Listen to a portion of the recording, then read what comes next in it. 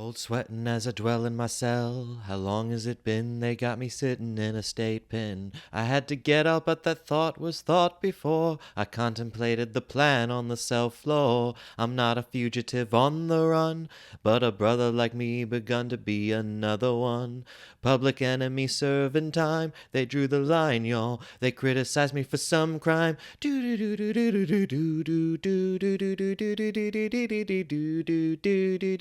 everybody, my name is Ian Garcia, this is Devotional Criticism, and welcome back to the New Movie Diary, a cinema criticism series in which I review recent, new, and up-and-coming film releases, and then attempt to give you the straight facts about them in my humble opinion. Had a really exciting weekend where I had the pleasure of driving a good hour and a half out of my way, but with pleasure to once again patronize the lovely Claridge nonprofit cinema up in Montclair, New Jersey, which is currently in the midst of its summer showcase for new independent and international films, including the topic of this edition of the New Movie Diary, an exceptionally interesting little prison drama called Sing Sing, which will actually be seeing its limited release rollout courtesy of A24 in the second week of this July. Sing Sing stars Coleman Domingo as John Divine G. Whitfield, a lifer at Sing Sing Correctional Facility who also happens to be an actor and playwright heavily involved in the RTEA, which is the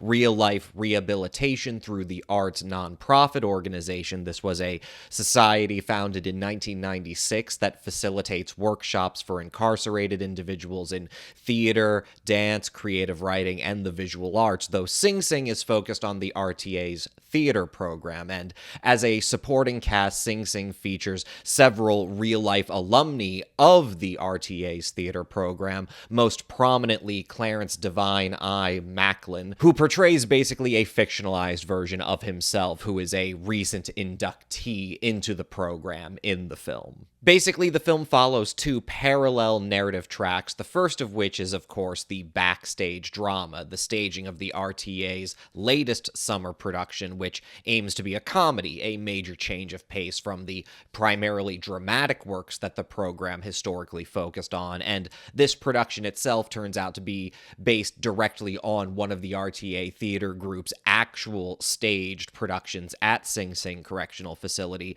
This is definitely a primarily dramatic film, but there are also docu-fictional elements throughout. The parallel narrative, though, concerns G, Domingo's character, and basically all the directions he's pulled in terms of his passionate commitment to the RTA, but also the work he does to help other inmates, with his attention, of course, drawn to the younger Clarence as he tries to encourage him and prepare him for an upcoming parole hearing. And finally, and most importantly, his own struggle for clemency. G is serving a life sentence in Sing Sing for a murder he did not commit. So throughout the film, there is this escalating sense of almost Frank Capra, It's a Wonderful Life-esque tension in terms of how much G has given to building some kind of community in Sing Sing and helping inmates to humanize and help one another, while at the same time being a victim of the worst kind of injustice, which is to have had so many years of your life stripped away for something you never did. Now, obviously, I don't want to overplay that element of things, primarily because I think it would be of a disservice to the RTA program itself. Again, many alumni of the program are not only front and center as our ensemble cast, but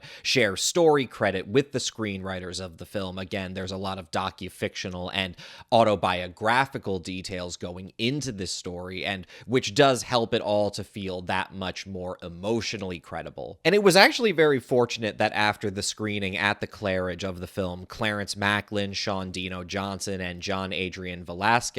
all alumni of RTA, that they were present for a Q&A to reinforce the notion of the film not merely as a prison film, but as an advocacy tool for prison reform, because it's really critical to interpret and understand the drama in terms that aren't actually terribly concerned with whether or not some members committed the crimes they've been accused of and incarcerated for, and whether others were merely profiled and stitched up for crimes they didn't commit. Because at the core of the drama, always the preeminent focus is these core wounds that the characters need to overcome regardless of what their individual experiences are. Because what they tend to share is this common experience of of deprivation, systemic racism, and basically this warping of their humanity from a very young age that then proceeds to their current circumstances. So on the one hand, G will reveal that when he was a teenager, he actually had the fortune of attending the High School of Performing Arts in New York, like the literal high school from the movie fame, and how he studied dance there, but that he was ultimately discouraged from pursuing dance more because of his social experience of returning to his neighborhood and finding that his peers derided his masculinity and were constantly provoking him over it. But then on the other hand, you have Macklin drawing from his own real-life experience of getting into the RTA theater program and suddenly remembering that he was artistic as a child, that he loved painting and drawing, but that over time, that creative potential, that creative outlet was basically oppressed out of him, that he lacked either the interpersonal support structures or the systemic supports to make it possible to be himself, and which thus results in this really compelling character study. He has this very intuitive attraction to performance and to theater, but his expression of those talents have all been funneled into the most maladaptive kinds of social performance. One of the most compelling scenes in the film, for me at least, is precisely one where Macklin is on stage at the RTA theater workshop attempting to read the famous to be or not to be soliloquy from Hamlet, but is made so viscerally uncomfortable and gets all defensive and combative because the other actor on stage behind him playing the gravedigger is constantly moving around behind him and getting too close to him. And you really get a sense of this guy where it's so remarkable because it's a version of the backstage production drama. It's a version of a story about storytelling and about acting where the premise isn't even exactly how you teach someone to act or to give a good performance or how you teach someone to inhabit a role, but rather how you unteach the roles that some people have been forced to play all their lives, which for Macklin in that moment is the role of a guy who, it's not just a phrase, it's not just words, he has no chill. He never lets another man get in too close to him. He never lets someone else disrespect his personal space. He is always ready because he's always afraid that at any moment someone could challenge him or with him for no real reason. And it's an absolute joy to see Macklin's performance transforms as he goes through various iterations of the same soliloquy until he's finally giving this reading for Hamlet that is ironically so inspired because it goes so far against the conventional grain of how so many actors, i.e. mostly white actors, tend to interpret the character, where instead of being this macabre, dour contemplation on suicide and death,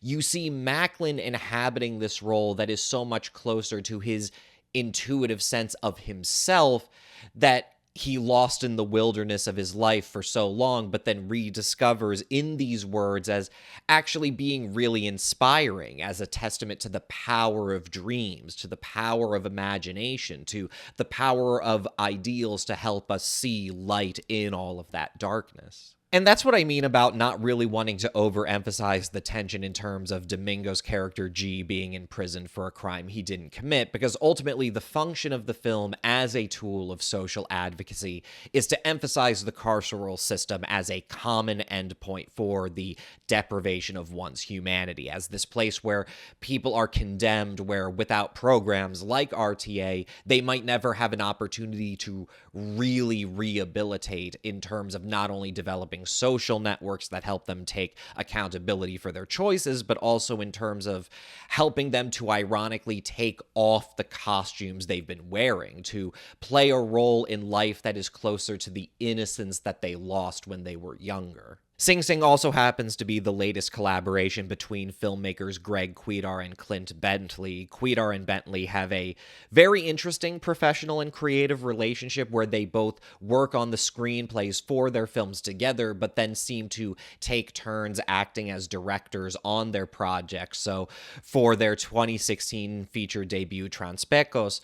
Quidar directed, and then for their follow-up, Jockey, which is still firmly in my top 10 films I saw in 2022, Bentley directed that, and now Quidar is back in the director's chair for this one. And again, even though I wasn't terribly fond of Transpecos coming off of Jockey, I was incredibly excited to see Sing Sing, and I'll be more than ready to admit that my expectations were perhaps a bit too high, because I was basically the only one in that theater in Montclair who wasn't drowning in a pool of tears by the climax of Sing Sing. And honestly, I can't really chalk it up to anything more than the fact that while I respect the emotionally and social gravity of the kind of story that Quidar, Bentley, and their RTA collaborators on the story for the film in terms of Macklin and the real-life Divine G. Whitfield, who also receives a story credit, while I certainly felt the film was quite compelling, while I think it's stacked with a lot of tremendous performances, again, especially from Macklin himself, I just think the main thing that prevented me from getting super invested in Sing Sing to the point where I was at the point of being melted down like a lot of my fellow audience members was just this tension that I felt between the kind of advocacy work that the RTA alumni are bringing to the project and what seems to be kind of an overly rigid, formulaic, dramatic determinism that Quidar and Bentley are bringing to the table here. And what I mean by that is that it seems like Quidar and Bentley end up really overplaying their hand in terms of sowing the seeds of dramatic tensions that just don't end up mattering all that much because they are coming to this project as outsiders, whereas the ensemble cast, who have actually been on the inside of this they already know that life is not like a movie. They already know that when push comes to shove, the reality of a situation, like being in a maximum security prison, is that you already have so much stuff compounding down upon you that all those things that two white outsiders like Quidar and Bentley clearly think would be interesting kernels of dramatic tension just do not matter all that much in the bigger picture of what RTA is doing. And where that tension is really expressed the most vividly is this understated, or perhaps we might say that it's overly understated, this strange balance of antagonism and camaraderie that develops between G and Macklin, where G is the star at the center of this insular little dramatic work, and Macklin is the new guy who, where G wants to do another dramatic work, hopefully something he's come up with himself, suddenly Macklin is like, why don't we do a comedy? And suddenly everybody loves Macklin's idea. And then when everybody's auditioning for parts, of course, G goes for Hamlet because he's the Shakespeare guy, but then,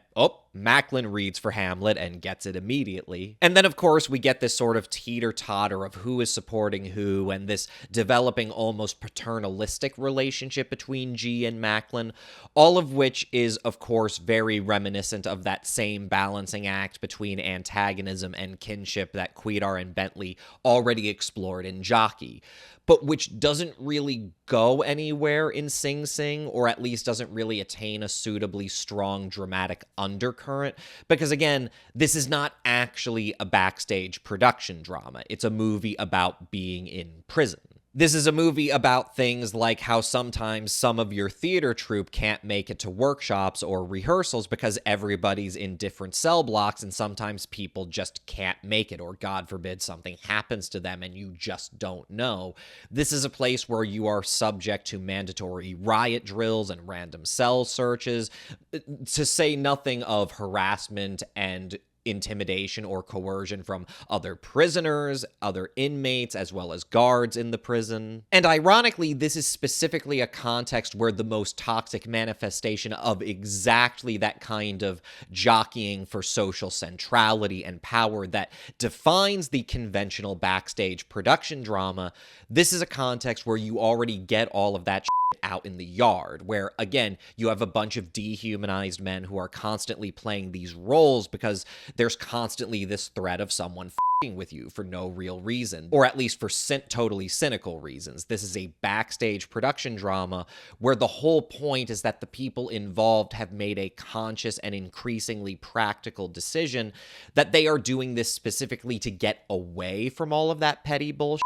Because what's simply good drama in a mostly white high school is literally life or death from a poor black background. And that goes for wherever we are on that pipeline from deprived neighborhoods to schools to prisons. And so the movie is kind of compromised inherently by the fact that the primary cast and storytellers behind it are coming at storytelling from a perspective of its being holistic and a tool for advocacy in the present moment. Whereas I don't think Cuidar and Bentley demonstrate themselves to have been present enough or creatively malleable enough, at least, to help themselves from constantly tugging at these dramatic threads that just end up leaving you unsatisfied because they're just tropes without an appropriate context, they don't go anywhere, or they aren't expressed in contextually appropriate ways. There's a lot of really beautiful stuff in Sing Sing, which all works out to it being really refreshing, both as a prison drama